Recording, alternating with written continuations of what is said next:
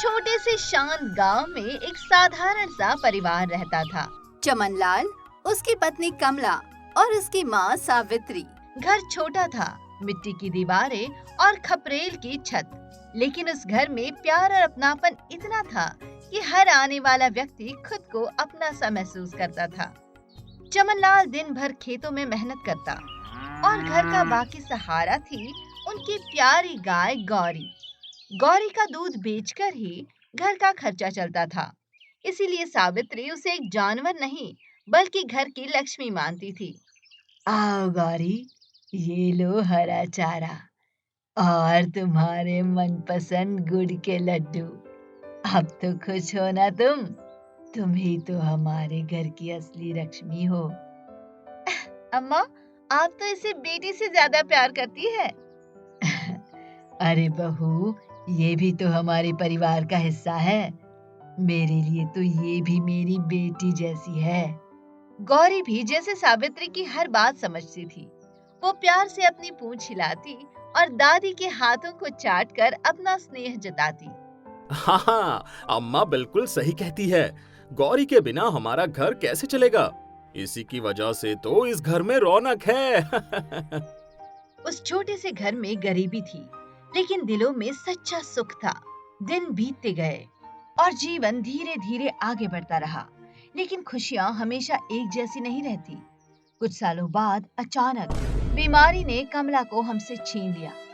घर में जहां पहले हंसी गूंजती थी, अब वहां सन्नाटा फैल गया। अम्मा, घर बहुत ही खाली खाली लगने लगा है। बेटा, समय हर घाव भर देता है, हिम्मत रख, भगवान सब ठीक कर देंगे। सावित्री खुद भी अंदर से टूट चुकी थी, लेकिन बेटे के लिए हिम्मत बनाए रखती थी। समय धीरे धीरे बीतता गया। कुछ समय बाद चमनलाल ने जीवन को फिर से संभालने की कोशिश की और उसने दूसरी शादी कर ली। नई पत्नी का नाम था कामाक्षी।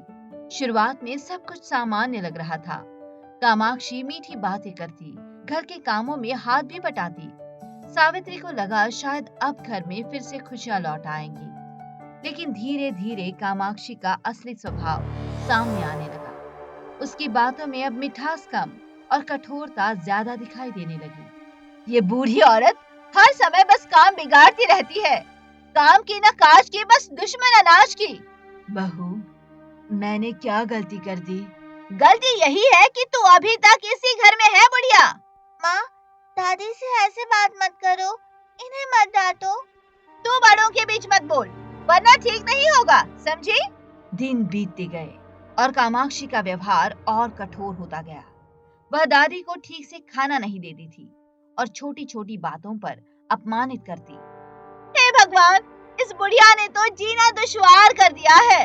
आज फिर गाय को इतना ज्यादा चारा दे दिया, क्या सारा घर इसी पर खर्च करेगी बुढ़िया? बहू, गौरी भी तो भूखी थी ना, इसीलिए वो। बस बहुत हो गया, मैं तो तंग आ गई हूँ तेरे इस रोज रोज के नाटक से बुढ़िया। गुस्से में कामाक्षी ने दादी को खरी खोटी सुना के घर से निकाल दिया।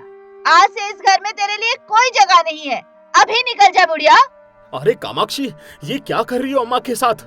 देखो जी, खबरदार, अगर आपने एक शब्द भी कहा तो इस घर में या तो ये रहेगी या तो मैं। सोच लेना, अगर रोकने की कोशिश भी की तो मुझसे बुरा कोई नहीं होगा। चमनलाल बेचारा चुप हो गया और बेचारी सावित्री ने बिना कुछ कहे अपना छोटा सा थैला उठाया और घर से बाहर निकल के गांव के बाहर पेड़ के नीचे जाकर बैठ गई। हे भगवान, इस बुढ़ापे में ये दिन देखना पड़ रहा है। अगर मुझसे कोई गलती हुई हो तो माफ कर देना। थकी हुई सावित्री उस रात पेड़ के नीचे सो गई। सुबह अचानक से एक जानी पहचानी घंटी की आवाज सुनाई दी। ये तो गौरी की घंटी है। उन्होंने देखा कि उनकी प्यारी गाय गौरी उनके पास खड़ी थी। गौरी, तू आ गई मेरी बिटिया। इसका मतलब तूने मुझे नहीं छोड़ा, बाकियों की तरह। गौरी दादी के हाथ को चाटती है। अब हम दोनों ही एक दूसरे का सहारा है। दादी ने तय किया कि अब वे इस गांव को छोड़कर जंगल की ओर चली जाएगी। चलो गौरी, शायद भगवान ने हमारे लिए कहीं और रास्ता बनाया होगा। अचानक रास्ते में एक चमकती हुई चीज दिखाई देती है। अरे, ये क्या है? वो रहस्यमयी डिब्बा था जो हल्की रोशनी से चमक रहा था। किसका होगा ये? वह उसे खोलने की कोशिश करती है। अरे, ये तो खुल ही नहीं रहा। अचानक हवा में हल्की रहस्यमयी आवाज गूंजती है। सावित्री, ये डिब्बा तभी खुलेगा जब तुम 3 चांद के रास्ते तक पहुंचोगी। कौन कौन है वहाँ? दादी को समझ नहीं आता कि यह सपना था या सच। उन्हें ये पता ही नहीं था कि यही डिब्बा उन्हें एक ऐसे रास्ते तक ले जाएगा जहाँ 3 चांद दिखाई देते हैं और जहाँ हर यात्री को 3 कठिन परीक्षाएं देनी पड़ती है। अगर भगवान ने ये रास्ता मेरे लिए चुना है तो मैं डरूंगी नहीं। और इसी के साथ शुरू हुई सावित्री दादी और गौरी की रहस्यमयी यात्रा। एक ऐसी यात्रा जो उन्हें दुख से चमत्कार तक और गरीबी से नए भाग्य तक लेके जाने वाली थी। कुछ दिन बीत गए। सावित्री दादी और गौरी जंगल के उस शांत इलाके में रहने लगे। उनके पास वही रहस्यमयी डब्बा था जो अभी तक खुला नहीं था। दादी अक्सर सोचती थी, इसमें कौन सा रहस्य छिपा है। फिर एक दिन पूर्णिमा की रात आई। आसमान में चांद पूरी चमक के साथ चमक रहा था। उसकी चांदनी सीधे उस रहस्यमयी डिब्बे पर पड़ी। अचानक टक टक डिब्बा अपने आप खुलने लगा। अरे, ये अपने आप कैसे खुल गया? डिब्बे के अंदर से 2 चमकते हुए चांद निकले, एक लाल और एक काला। हे भगवान, ये कैसा चमत्कार है? गौरी हल्की आवाज में रंभाती है। डरो मत गौरी, शायद भगवान ने हमारी मदद के लिए भेजा है। दादी धीरे धीरे लाल चांद को छूती है। जैसे ही उन्होंने लाल चांद को छुआ, वो अचानक चमकने लगा और पल भर में सुंदर से छोटे से घर में बदल गया। अरे, ये तो घर बन गया। गौरी भी उत्सुक होके काले चांद को छूती है और वो भी जादुई घर में बदल जाता है। लगता है भगवान ने हमें फिर से घर दे दिया। गौरी खुशी से दादी के पास जाकर खड़ी हो जाती है। अब दादी और गौरी उन्हीं चांद घरों में रहने लगी। लेकिन असली चमत्कार तो अभी बाकी था। जब भी दादी घर के बाहर खड़ी होकर कुछ मांगती, वो सामने आ जाता। आज थोड़ा सा चारा मिल जाता तो अच्छा होता। और अगले ही पल उनके सामने चारा आ जाता है। अरे, ये तो सच में जादू है। धीरे धीरे गौरी फिर से स्वस्थ हो गई और पहले से ज्यादा दूध देने लगी। गौरी, तुम्हारे दूध से अब हमारी जिंदगी फिर से चल पड़ेगी। हम अब फिर से एक अच्छी जिंदगी जिएंगे। दादी पास के गांव में दूध बेचने जाने लगी। लोग उनके दूध की तारीफ करते। दादी, आपका दूध तो बहुत शुद्ध है। ये सब मेरी बेटी गौरी की कृपा है बेटा। धीरे धीरे दादी की जिंदगी में फिर से खुशियां भरने लगी। लेकिन हर चमत्कार के पीछे एक खतरा भी छिपा होता है। एक रात अमावस्या आई। आसमान बिल्कुल अंधेरा था। अचानक आसमान में एक तीसरा चांद दिखाई दिया, सफेद चांद। ये नया चांद कहाँ से आ गया? दादी को उस पर शक हुआ। कुछ तो गड़बड़ है, मैं इसे नहीं छूऊंगी। ये दरअसल एक तांत्रिक बाबा की चाल थी। वो इन जादुई चांदों की शक्ति को अपने कब्जे में करना चाहता था। कुछ दिन बाद एक दादी दूध बेचने गांव आई थी। उधर जंगल में दूसरी तरफ, ओम काली शक्ति, आज इन चांदों की शक्ति मेरी होगी। अचानक गौरी गायब हो गई। गौरी, गौरी, कहाँ हो तुम? आ जाओ अपने माँ के पास गौरी, गौरी। दादी ने पूरे जंगल में गौरी को ढूंढा। आखिर उन्हें सफेद चांद के पास से आवाज सुनाई दी। माँ बचाओ। गौरी, मैं आ रही हूँ, तू परेशान मत हो मेरी बिटिया। जैसे ही दादी दरवाजा खटखटाती है, धड़ाम वो भी अंदर खींची चली जाती है। तांत्रिक बाबा ने अपने काले मंत्रों से तीनों चांदों को वश में कर लिया। अब वो उन्हें गांव के बीच हवा में खड़ा कर देता है। अरे देखो, आसमान में चांद के घर खड़े हैं। कहते हैं अंदर सोना चांदी भरा है। तांत्रिक ने वहां पहुंचने के लिए सीढ़ियां लगवा ली। लालच में आकर लोग उन चांदों के अंदर जाने लगे। मैं सबसे पहले जाऊंगा। और मैं पहले जाऊंगा। मैं लेकिन जो भी अंदर जाता वो कभी वापस नहीं आता, क्योंकि तांत्रिक उनकी आत्मा को कैद करके अपनी काली शक्तियों को बढ़ा रहा था। अब पूरा गांव डर और लालच के बीच में फंस चुका था। और दूसरी तरफ सावित्री दादी और गौरी तीनों चांदों के अंदर कैद थी। सावित्री दादी और उनकी प्यारी गाय गौरी अब उम्मीद की आखिरी किरण ढूंढ रही थी। तांत्रिक बाबा की काली शक्तियां दिन ब दिन बढ़ती जा रही थी और गांव के लोग डर और लालच के जाल में फंसते जा रहे थे। वही सफेद चांद के अंदर, गौरी हमें यहाँ से निकलना होगा, नहीं तो वो तांत्रिक पूरे गांव को बर्बाद कर देगा। गौरी हल्की आवाज में रभाती है।